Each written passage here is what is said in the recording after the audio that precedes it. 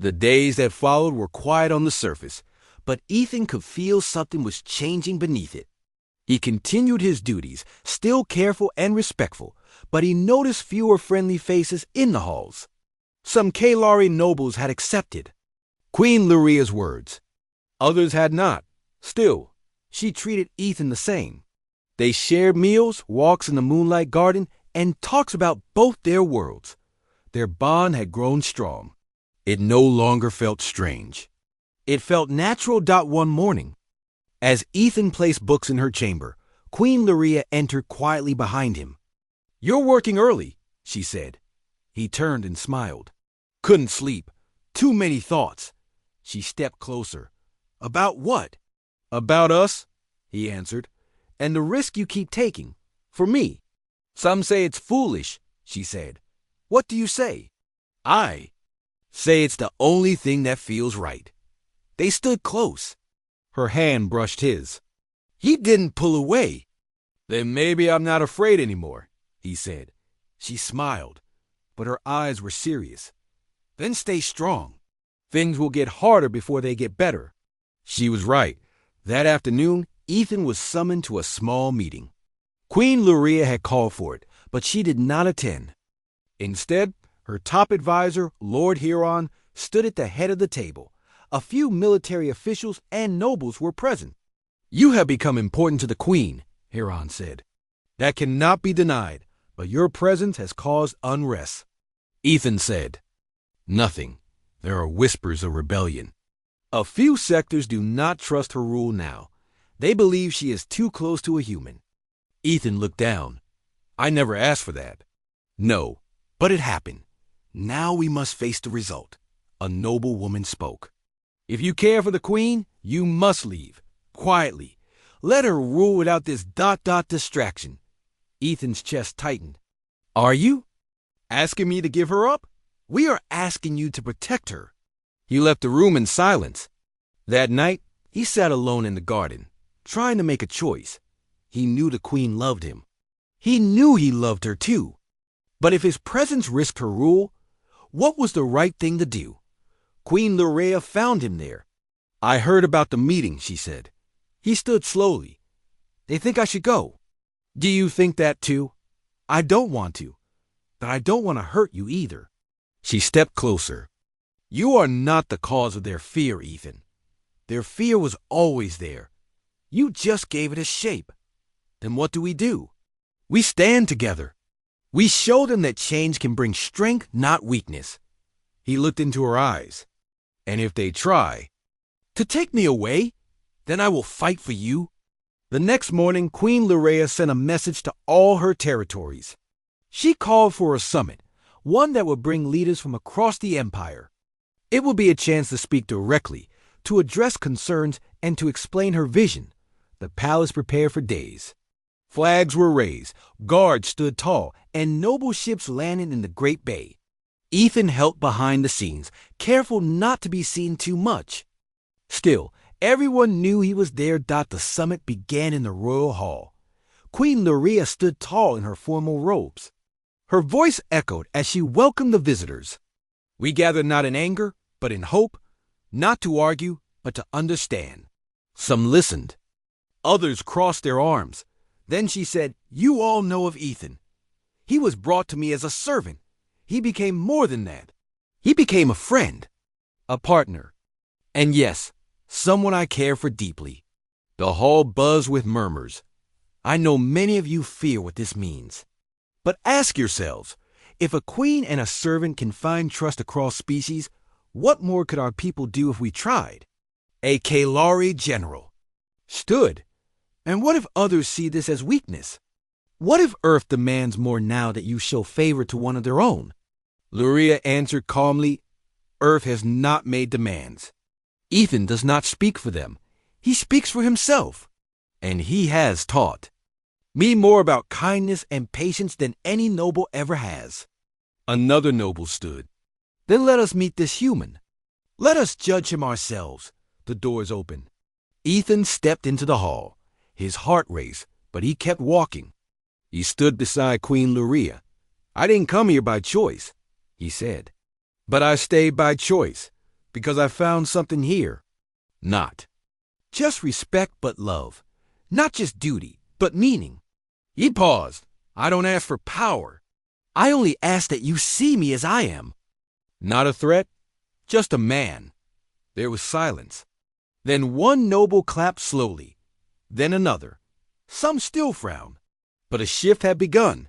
After the summit, as leaders returned to their ships, Queen Luria and Ethan walked the garden path. You were brave, she said.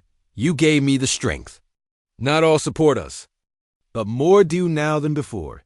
Ethan nodded. What happens next? Now, she said, we start building something new. But in the shadows of the outer systems, some leaders were not ready to accept peace. Plans began to form. Dangerous plans dot back on Caleb Prime. Ethan woke one night to an alarm. He rushed through the halls. Guards were running. Nira stopped him. There was an attack, she said. A small explosion near the Queen's chamber. She is safe, but someone wanted to harm her. Ethan's heart dropped. He ran to her room. She was sitting calmly, speaking with guards. You're safe, he said, breathing hard. I am, she replied, but this is only the beginning. She stood and placed a hand on his arm. They want to break us apart, she said. He looked at her firmly. Then we stay together. She nodded. The stars outside were still bright. But war was coming. Not a war of armies, but of hearts and minds. Ethan had once been a servant. Now he was something far more powerful. He was someone the Queen loved, and someone the Empire could no longer ignore. The sun rose slowly over the towers of Caleb Prime, casting soft blue light across the palace. Ethan walked through the quiet halls, his mind still full of everything that had happened. The Queen had stood up for him. She had risked her name, her rule, just to protect him. No one had ever done that for him before. Now, things were different. Everyone in the palace looked at him with new eyes. Some with surprise, some with respect, and some with anger. But no one ignored him anymore. Ethan tried to stay calm. He didn't want to be treated like someone important. He just wanted to do his job and stay near the Queen. Being close to her brought a strange peace inside him. But he also knew the danger was growing. That morning, Nira gave him a new robe. It was soft and silver, with the Queen's symbol on the chest. She asked that you wear this, Nira said. Why? Ethan asked. Because you now serve in the royal chamber. You are not just a servant anymore. Ethan took the robe and held it gently. He felt nervous. Will this make more people angry? Yes, Nira said simply. But it also means you are protected and noticed. He changed into the robe and walked through the halls again. Some Kalari bowed their heads. Others stared in silence. A few whispered, but no one stopped him. He entered the Queen's study as the morning sun filled the room. Queen Luria sat by the window, a cup of tea in her hands. She looked up and smiled. It fits you well, she said. Ethan bowed slightly. Thank you. She stood and walked toward him. I have called for you because I want your opinion. My opinion? Yes, I have a speech tonight, a message to the council and the people. I wish to speak of unity and peace. But I want to know what a human would think. Ethan felt surprised. You want to speak to them about Earth? I want to speak to them about the future. And you are part of it now. They sat together and read through her speech. It was strong and clear. She spoke of trust, of change, and of the power of connection. But Ethan paused at one line. You say, the old ways must break for peace to begin. Won't that upset the nobles? She looked at him. Yes, but it must be said. They fear change. But if I do not lead it, no one will. Then I think you should say it, he said. That evening, the Grand Hall was filled with Kalari nobles, military leaders, and scholars. Even a few humans, brought from Earth in recent months, stood at the sides. Lights from the ceiling lit the room in silver, and blue. Queen Luria stood tall before them. Ethan watched from behind a curtain, nervous for her. She began to speak. Her voice was calm but powerful. She talked of the past wars, the loss, the fear. She spoke of how humans and Kalari had seen each other as enemies, then tools, and now as something new. Among us walks a human who was once brought here as a gift, she said. But he is no longer a gift. He is a voice, a symbol, a bridge.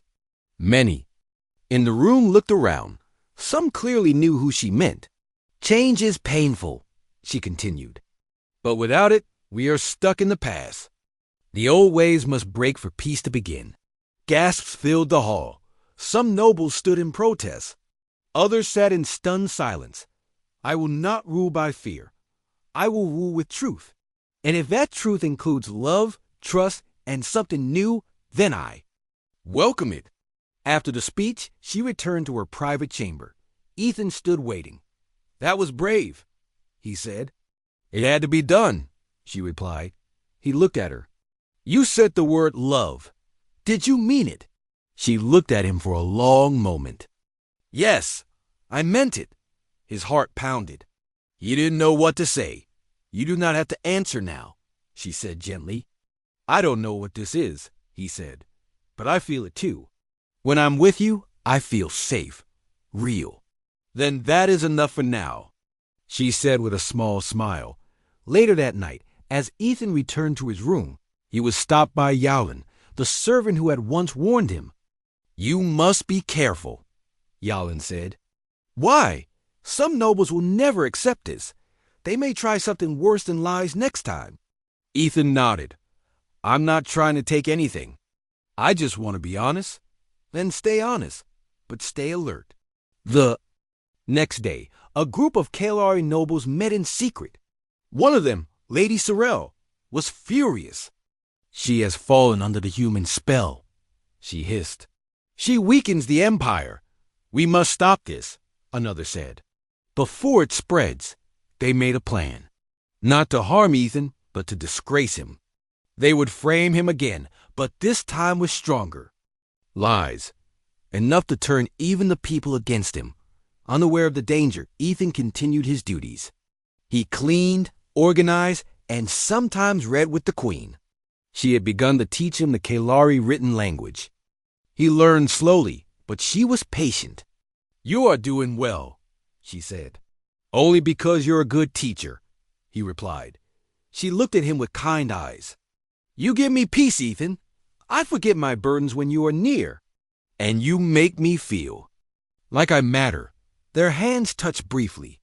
Neither pulled away, but while they shared quiet moments, the storm was coming. 2 days later, during a royal gathering, a noble stood and made an accusation.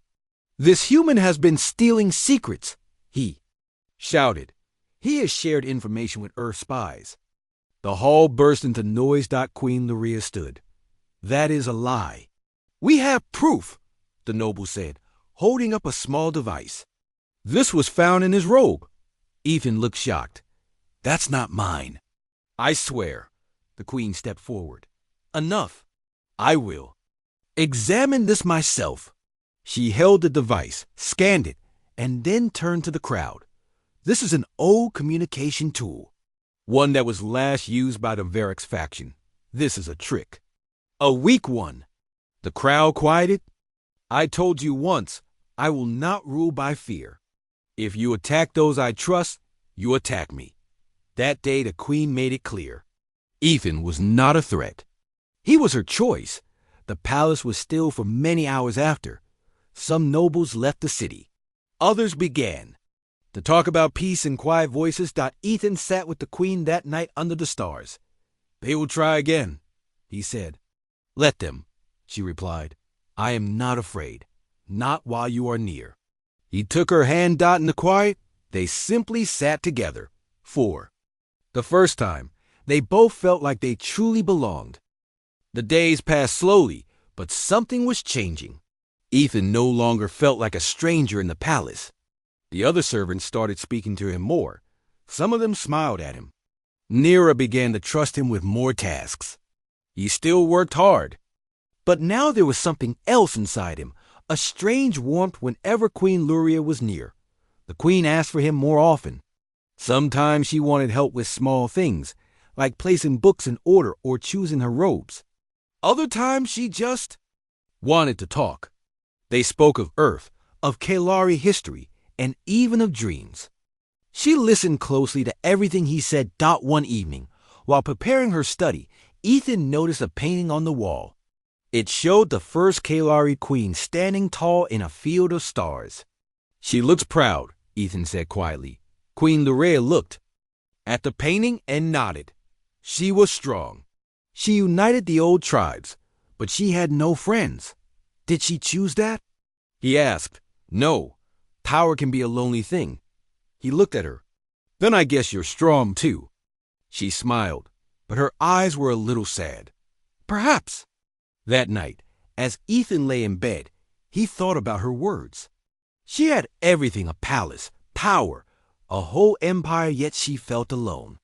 He wondered why she kept speaking to him. Was it just curiosity, or was it something more? The next morning, he was asked to bring her breakfast again, but this time to the Moonlight Garden. When he arrived, she was already waiting. She wore a soft robe and no crown. She looked peaceful. Sit, she said simply. He did. They ate quietly at first. Then she looked at him and said, Do you know how rare it is for a Kalari to trust a human? I didn't think about it, he said. I do. Every day. Some of my advisors think it is foolish. And you? She tilted her head slightly. I think ... it is strange, but not foolish. You make me feel something I cannot explain. Ethan felt his heart beat faster. He didn't speak. You're not like others, she said. You do not try to impress me. You do not ask for anything. That is why I remember you. He looked at her. I didn't know I made you feel that way. You do, she said softly. Before he could say more, a guard appeared. He bowed. Your Majesty, there is a matter that needs your attention. Queen Lurea stood. Duty calls. Ethan stood as well. Thank you for the meal. She looked at him one more time before leaving. Thank you for your company. After she left, Ethan stood in the garden for a while. His thoughts were tangled. She made him feel noticed, important even. But he was still just a servant. Later that day, as he walked through the main corridor, he heard voices. He spends too much time with her. It is not right. A human? Unworthy. Ethan stopped walking. The voices came from behind a tall stone column. He didn't move, just listened. She defends him. That is dangerous. We should watch him.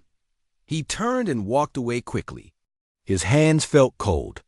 He had tried to stay quiet, to cause no trouble. But now his presence had become a problem. That night, he went to Nira. Do the nobles hate me? He asked. She looked at him seriously. Some do. You are too close to the queen. That makes them angry. I didn't ask for this, he said. That doesn't matter. In the palace, feelings are dangerous. He nodded. He understood. The next day, something changed. A Kalari noble named Varix approached the queen during court. Your Majesty, he said with a low bow, there are rumors. Whispers that your human servant has been seen in restricted areas. Lurea raised an eyebrow. What do you suggest, Varix? I suggest a search of his quarters, for the good of the Empire. Ethan, who stood by the wall, froze. Queen Lurea paused. Then she nodded once. Very well. The search was done quickly. Ethan stood by as the guards went through his things. He had nothing to hide. But still, they found something. A small crystal shard. It was glowing softly. This is stolen property, one of the guards said. From the royal vault. Ethan stared at it. That's not mine. I've never seen it before. The guard didn't respond. He was taken to a holding room. It was cold and empty. Hours passed. Finally, Queen Lurea entered. I do not believe you took the shard, she said. I didn't, Ethan said. I swear. But others will not be so kind. Varix wants you punished. Why would he do this? Because he sees you as a threat, she said. Ethan looked down. Then maybe I should leave. Do you want to leave? He hesitated. No, Then trust me, she said. I will find the truth. She left the room. Ethan sat alone in the silence. He felt fear, but also something else, a quiet hope. The next day, during the royal gathering, Queen Luria stood before her council. There has been a false charge placed against a member of my staff, she said. I will not allow lies to rule this court. She raised the crystal shard in her hand. This item was planted by Lord Varix. I approve from the vault records. Gasps filled the room. Varix stepped back. You protect him? A human? I protect the innocent, she said firmly. Varix was removed from his post. That night, Ethan stood. On the palace balcony, Queen Luria came beside him. You risked a lot for me, he said. I will always protect what matters to me, she replied. And I matter to you? She looked at him. Yes, Ethan, you do. He didn't know what to say, so he said the only thing he could. Thank you. She smiled, not as a queen, but as someone who cared. And in that moment, under the stars of a distant world, they both understood something had changed forever. Ethan woke early the next morning, as he always did. The sky outside his small window was a soft purple, with light from the twin suns beginning to rise. He sat on the edge of his bed for a moment, thinking about the Queen's smile tonight. Before, it was not a fake smile. It was warm, real, and soft. He had never seen that side of her. He dressed quickly in his simple uniform and left his room. The halls of the palace were quiet in the early morning. The lights on the walls glowed faintly. Other servants passed by without speaking, but they nodded now. They didn't ignore him like before. Nira met him at the garden gates. She handed him a folded cloth and a small list. The Queen has added new items to your duties, she said. Ethan looked at the list. It included serving breakfast in the royal garden, dust in the ancient statue room, and preparing her reading chamber for the evening. She asks for you often, Nira added. That does not happen with human servants. I just do what I'm told, Ethan said simply. Yes, Nira said, but still, she remembers your name. That is unusual. Ethan didn't reply. He folded the list and placed it in his pocket. Later that day, he carried a tray into the royal garden. The air was fresh, with the scent of alien flowers. He still could not name. Strange birds flew overhead. Queen Luria sat under a large tree with silver leaves, reading from a glowing tablet. She looked up when he arrived. You are early, she said. I thought it would be better to be early than late, he said. She nodded. That is wise. Sit. He looked at her, surprised. Your Majesty, I am not allowed to sit. I give you permission. Slowly. Unsure, Ethan sat on a low stone bench across from her. He placed the tray between them. It had a pot of tea and small plates of food. She poured the tea herself and handed him a cup. He hesitated. Are you sure?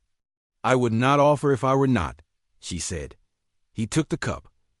The tea was sweet and warm. He sipped quietly. Tell me something about Earth, she said. Ethan thought for a moment. There's a time of year called autumn. The leaves on the trees change colors, red, yellow, orange. Then they fall. People wear warm clothes and drink hot drinks. Some make fires in their homes. It feels calm. Our trees do not change, she said. They stay silver all year. That sounds beautiful. He smiled a little. It is. They sat in silence for a while. It was not uncomfortable. The wind moved the leaves, and the sunlight shifted across her robe. She spoke again. Why do humans keep going, even when they are taken from home? Ethan looked at her. Because we have to. If we stop, we lose everything. So we just keep going. She didn't answer right away. Then she said, You speak like a poet. He laughed quietly. I'm just a servant. Perhaps. But not only that. Later, back in the servant quarters, one of the Kalari staff stopped him. His name was Yalan N. He had been cold before, but today he spoke. The Queen speaks to you often, Yalan said. Ethan nodded. Only about work and Earth. Be careful. Yowlin said. Some will not like it. I don't ask for it, Ethan replied. It does not matter. Jealousy does not need a reason. Ethan understood. He had seen the looks. The whispers had grown. He didn't want trouble, but trouble might come anyway. The next day, during his task in the statue room, Queen Luria entered. He quickly stood and bowed. You do not need to bow in private, she said. He stood upright. It's hard to stop. She looked around. The room was filled with ancient stone statues of past Kalari rulers. Some were grand and strong, others kind and peaceful. Do you know why we keep these? She asked. To remember? He guessed. Yes, and to learn. Each one made mistakes. Some ruled with cruelty. Others were too soft. I try to be both strong and fair. But it is not easy. You seem fair to me, Ethan said. She smiled a little. That is because you have not yet angered me. He smiled back. I'll try not to. She walked around the room, stopping before a statue with a broken crown. This one ruled during the last Earth conflict. She tried to wipe out your people. Ethan was quiet. I am not her, Queen Luria said. I know, Ethan said softly. She looked at him. Do you miss your home? Yes, he said. Every day, but I don't hate this place. Even though you were sent here as a gift? He nodded. Because I still get to choose how I act. That's something. That night, Queen Luria sat in her private chamber, thinking about Ethan's words. She had met many humans before. Most had been afraid or tried to win her favor. But Ethan was different. He was calm, quiet, and honest. She touched a small crystal on her desk, which showed his daily record. It said he worked hard, never disobeyed, and was polite to all. He had made no enemies. And yet, she didn't understand what she felt. But it was something new. The next day, she called for Ethan to walk with her in the Moonlight Garden. It was a private place, quiet and peaceful. The ground glowed softly under their feet. Strange flowers opened only at night. You do not fear me, she said. I did at first, Ethan replied. But not now. Why not? Because I see you. Not just the crown or the power. I see the person. She stopped walking. She looked at him closely. You are brave, she said. I'm just honest, he replied. That is the same thing sometimes. There was a long silence. Then she asked, Do you hate me for keeping you here? No, he said. You didn't bring me, but you gave me a place. I don't want you to be just a servant. Ethan was surprised. What do you mean? I don't know yet, she said. But I feel something. When I speak to you, I feel calm. Less alone. Ethan didn't know what to say. He felt the same way, but it scared him. She looked up at the stars. Perhaps the stars brought you to me for a reason. He looked at her, and for the first time, he saw more than just a queen. He saw a woman who was lonely too. And he wondered what would happen if they kept walking side by side. Ethan stood at the edge of the landing bay, the cold metal floor beneath his feet. The ship that had brought him to this alien world was already gone, leaving him alone on the smooth black platform. He looked up at the sky, which shimmered with two suns. The air smelled strange, like metal and flowers mixed together. He was on Kalar Prime, the capital planet of the Kalari Empire. He was just a servant. He had no special skills, no weapons, no training. He wasn't a soldier or a leader. He had been chosen because he was quiet, well-behaved, and unlikely to cause trouble. Earth's leaders had agreed to send human servants to the Kalari court as a gesture of peace. It was either that or risk a war. Now he was one of them. A gift. Two tall alien guards stood on either side of him.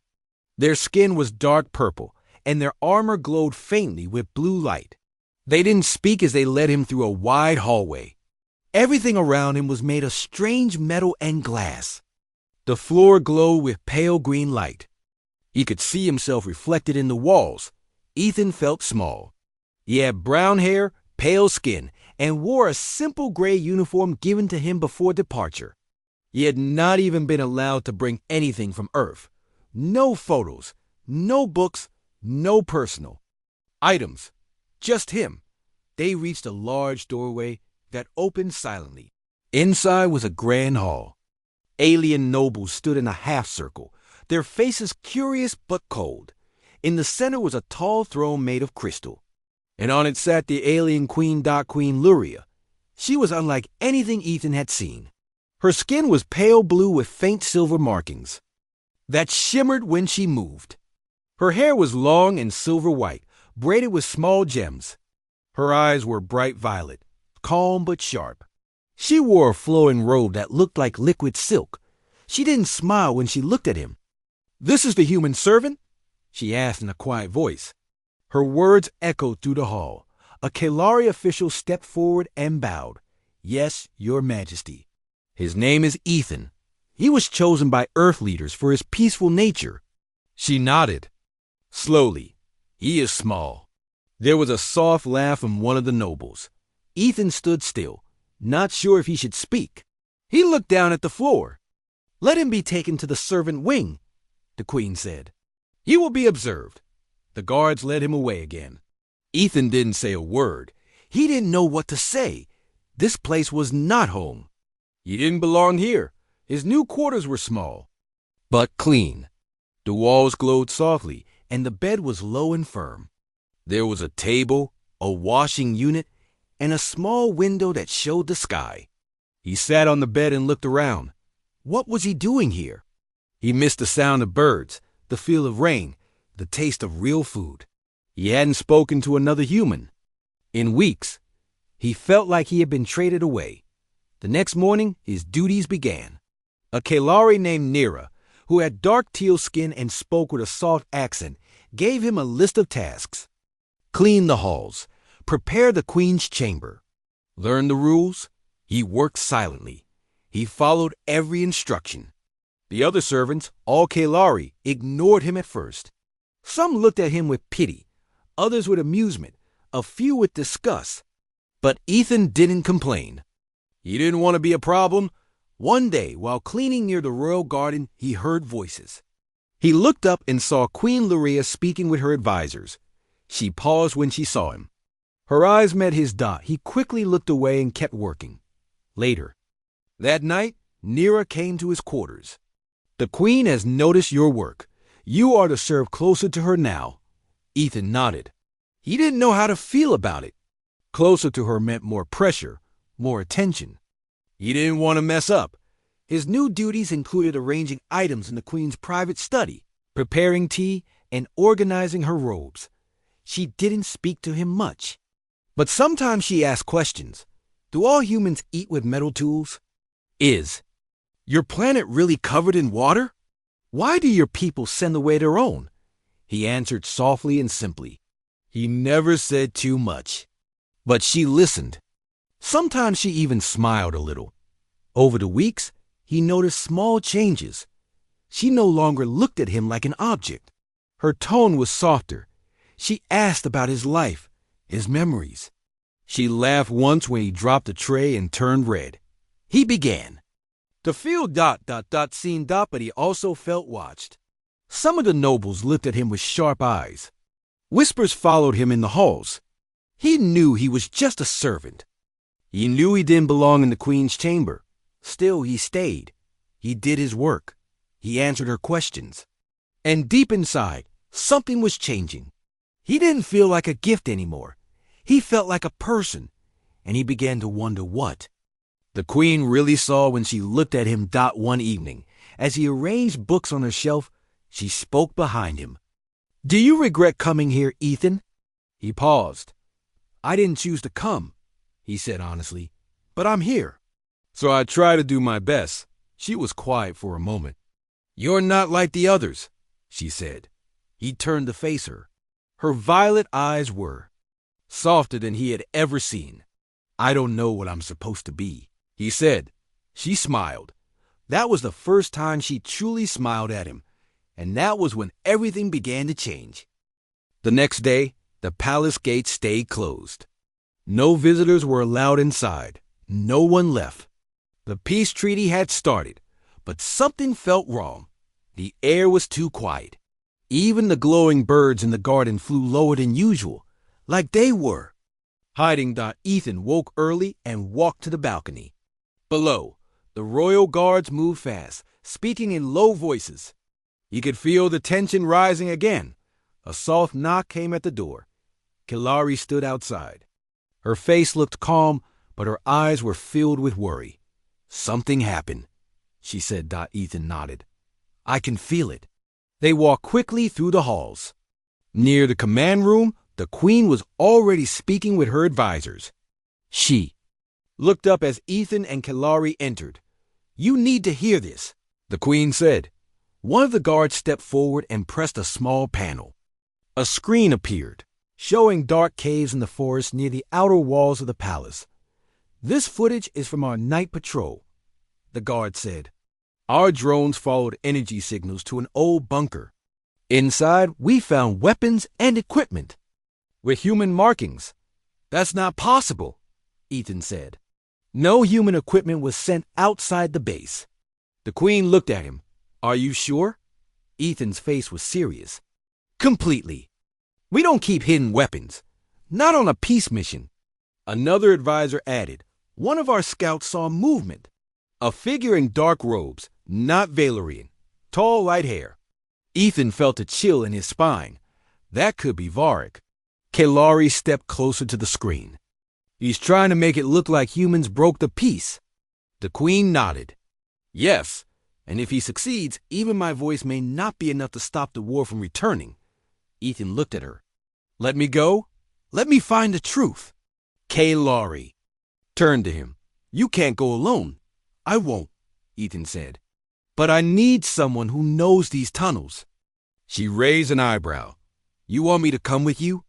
"No," the Queen said sharply. "You will not risk my daughter's life in the dark." Kilari stood tall. "Mother, you said I had to learn to lead. Let me do this." "There are other ways," the Queen said. "But this is the right way," Kilari replied. The Queen looked between her daughter and Ethan. Then she finally gave a slow nod. "Take 2 guards. Go before nightfall. Find the truth."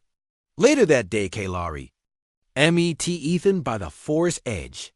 She wore light armor and carried a glowing staff. 2 royal guards followed behind, silent and alert. Ethan checked his scanner. The signal came from the caves east of here. "That's where we'll go." They moved quickly through the trees. The forest was darker now. The trees leaned in close. Together, the path twisted and narrowed. Soon, they reached the cave entrance. The opening was low and wide, like a mouth ready to swallow them whole. Kilari lit the tip of her staff. A soft blue glow filled the space. They entered. Inside, the air was cold and damp. Water dripped from the ceiling. Their footsteps echoed. Ethan whispered, "Keep quiet." They moved deeper into the tunnels.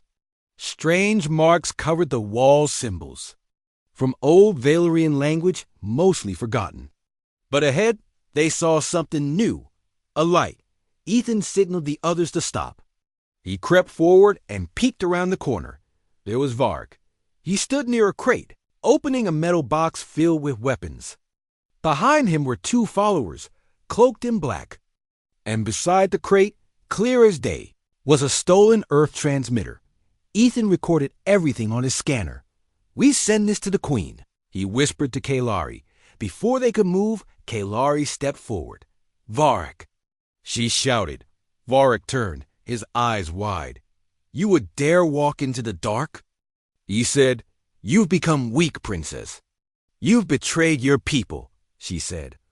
"I saw what you planned." "You know nothing," Varric said. "Peace is a lie. It makes us soft. Our people need to be strong again. These humans, they will turn on us." Ethan stepped out too. "You're the one turning on your people. We came to build trust. And you're destroying it," Varric sneered. "The humans will be blamed. The Queen will be forced to act. And you, little soldier, will be gone." He raised his hand. The followers stepped forward, pulling out blades. Kalari raised her staff and shouted, "Now!" The two royal guards rushed in from behind. A short fight followed. Ethan tackled one of the attackers, knocking the blade from his hand. He turned and blocked a second strike with his arm. Pain shot through him, but he didn't stop. He kicked the attacker back into the wall. Kalari faced Varric. His blade clashed with her staff. Sparks flew as they fought. Varric was strong, but Kalari was fast. She moved with grace and purpose. "You don't belong here," Varric growled. "Then neither do you," she replied. With a sharp move, she twisted her staff under his arm and knocked his blade aside. The guards closed in, forcing Varric to the ground. Ethan leaned against the wall, catching his breath. "You okay?" Kalari asked. "I'll live," he said. They bound Varric and took the stolen equipment. On the way back to the palace, no one spoke much. But the air between Ethan and Kalari was stronger than before. They had faced danger together. They had seen each other fight, not just with weapons, but with hearts. Back at the palace, the queen met them at the gates. Kalari handed her the scanner. "Proof?" she said. The queen watched the recording. Her face stayed calm, but her hands tightened around the device. "You saved this treaty," she said. "Both of you." Kalari looked at Ethan. "We did it together." The queen nodded. "And now the real work begins, a new era." That night, Ethan sat in the garden, staring up at the stars. He heard soft steps behind him. Kalari sat beside him. "No more lies," she said. "No more shadows," he replied. She looked at him and smiled. "You still gaze at me the same way. And you still make it hard to stop," he said. She took his hand. "Then don't stop." And he didn't.